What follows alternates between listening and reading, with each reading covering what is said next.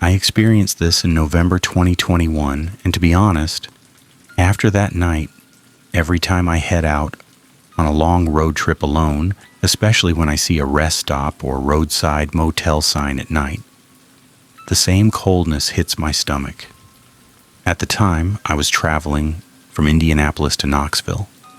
I had to meet my family early the next morning, and since I couldn't find a plane ticket, I decided to get off Interstate 70 and then head south, driving through the night. I don't normally do that, but I was already sleep-deprived that week and thought, I'll grab a coffee, find a cheap motel if I have to, sleep for a few hours, and then keep going. Meaning, everything was perfectly ordinary. The first time I felt strange that night was at a small rest stop on the highway around 11:40 p.m. The parking lot was almost empty. Fluorescent lights were giving off that dirty white glow. A vending machine was humming. And as I walked toward the restrooms, I noticed a white pickup truck parked diagonally across two spots. Its engine was running, but the man inside wasn't getting out, nor was he looking at his phone. He just seemed to be watching the outside from behind the windshield. I remember this specifically because at that hour, everyone there either goes to the restroom or naps in their car. It was as if this man was waiting for someone. I thought I was just being paranoid. About half an hour later, I pulled into a large truck stop and gas station at another exit to get some coffee. There was a small diner inside with a neon open 24 hours sign flickering as the female staff member behind the counter filled my filter coffee. I plugged my phone in to charge and then checked the weather. That's where I saw the same pickup truck once again. This time it was just sitting idly by the diesel pumps. It had no trailer, which didn't seem normal to me. Still, I brushed it off, thinking, we're just heading in the same direction. I had a slice of pie in the diner. Since my battery was low, I didn't post anything on social media. I just opened the map app and looked for the nearest places to stay. Most of the chain hotels looked full, so I found an old roadside motel overlooking a county road not far from the highway. I think the name was something like Pine Haven Inn. It looked bad, but the reviews were at a good enough for one night level. I checked in late, around 1 a.m. Half of the neon sign outside was burnt out. When I entered the lobby, there was a smell of cheap pine-scented cleaner. The front desk clerk was a man in his 50s with thin lips and a sleepless look. I later learned his name was Randy from looking at the receipt. He didn't look at me like a normal person would. He looked at me as if he were looking at a screen rather than a guest. Before I even handed over my ID, he asked, "Are you alone?"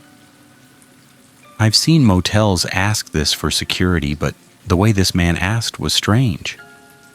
Then he wanted to note down my car model and license plate, explaining it as security. On the security monitor behind him, there were 4 different CCTV feeds: the reception, the parking lot, the upstairs motel corridor, and the ice machine corner in the back. As I took the key, I could see my own car clearly enough on the screen to recognize it, which somehow bothered me because the motel was almost empty. Yet the cameras seemed focused specifically on a few angles. He gave me a room on the 2nd floor at the very end of the hallway. The ice machine was right on the corner, and a bit further down was a dark stairwell. Even today, I remember the smell of the damp carpet on the way up, the slight flickering of the fluorescence, and how the corridor seemed longer than it should have been.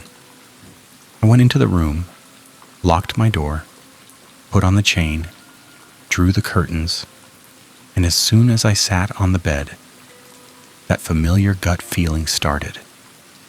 But not like a movie scene.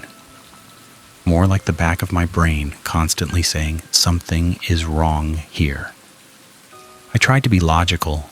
I didn't even take a shower. I I just sat on the edge of the bed without taking off my shoes and plugged my phone in to charge. At that moment, the first message came from an unknown number. A long night. My throat went dry instinctively when I saw the message because there was no way anyone here could know my number. Then I immediately found an explanation for myself. I had made the reservation through an app. The Motel system probably sees my number. Maybe a drunk employee is writing nonsense, I thought. I didn't reply. About 2 minutes later, the phone rang. Another unknown number. I answered. There was no speaking, just a very slight hum, like the sound of a fluorescent light mixed with the whirring of a distant machine. Then it hung up. That's when I went to the door and looked through the peephole for the first time. The hallway was empty, but the ice machine suddenly started running. And in that silence, the noise it made was more unsettling than it should have been. When I returned to the bed, the second message arrived. You left your dome light on. At that moment, I peeked through the curtain at my car in the parking lot, and indeed, my interior light was on. I probably hadn't closed the door properly or something was stuck, but because of the timing of the message, I couldn't find the courage to go down and check it. A few seconds later, the third message came. Better now. I hadn't gone down, nor had I left the window, but someone had either gone to my car or was already there. I called the front desk. Randy answered on the third ring. In a very calm voice, he said, "It's probably just kids pranking." It felt very strange for him to use the word kids at that hour in that empty motel. I told him I wanted to change my room.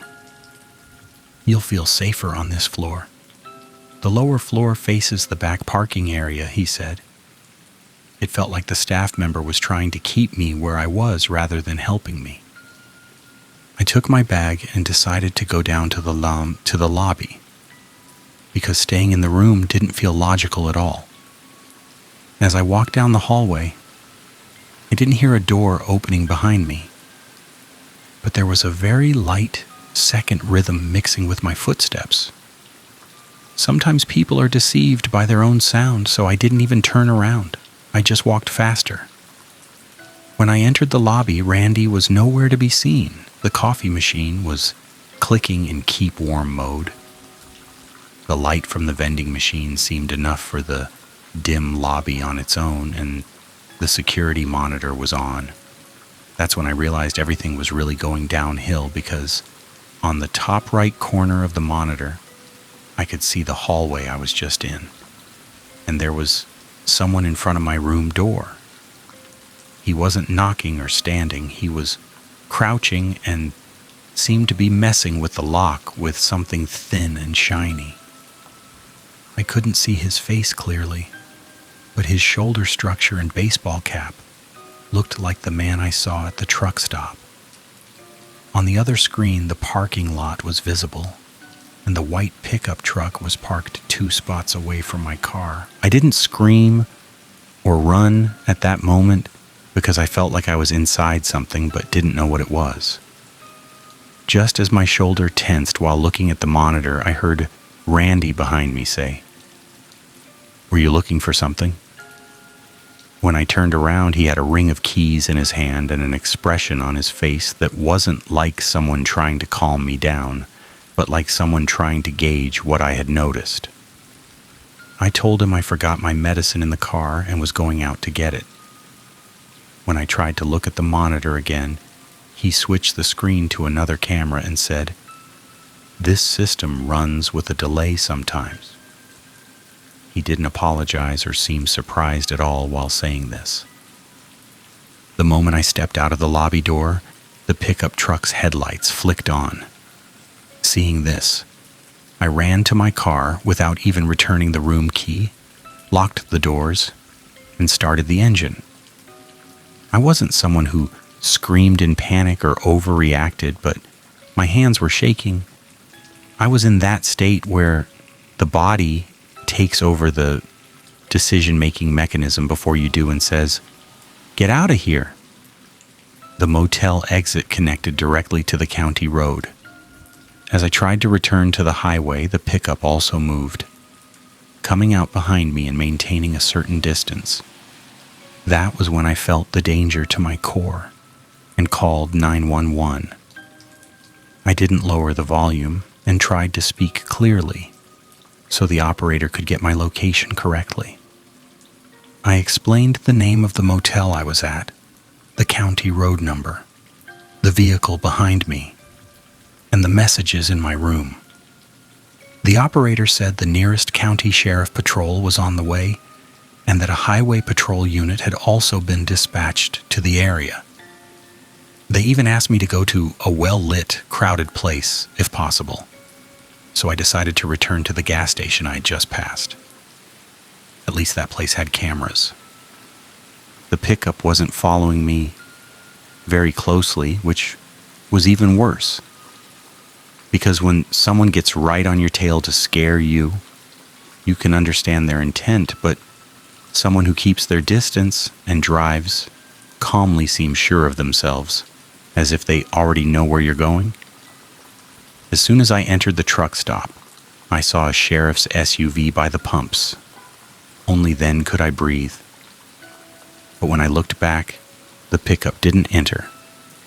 It continued on the main road and vanished into the darkness as if just bringing me there was enough. The deputy took my statement.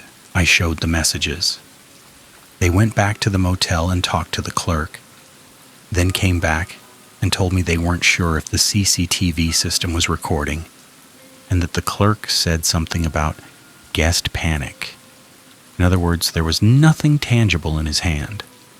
Still, they escorted me behind the highway patrol vehicle to the interstate entrance that night, and I drove until morning until I reached my family.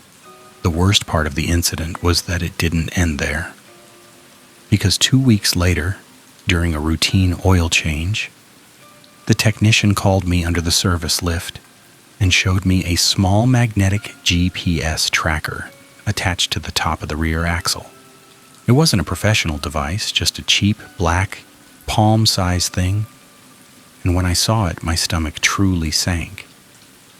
Because at that moment, the pickup at the rest stop, the man at the truck stop, the motel clerk, specifically asking for the license plate, the messages from the unknown number, and the person crouching at my room door on the security monitor all clicked into place one by one, yet remained not fully explained.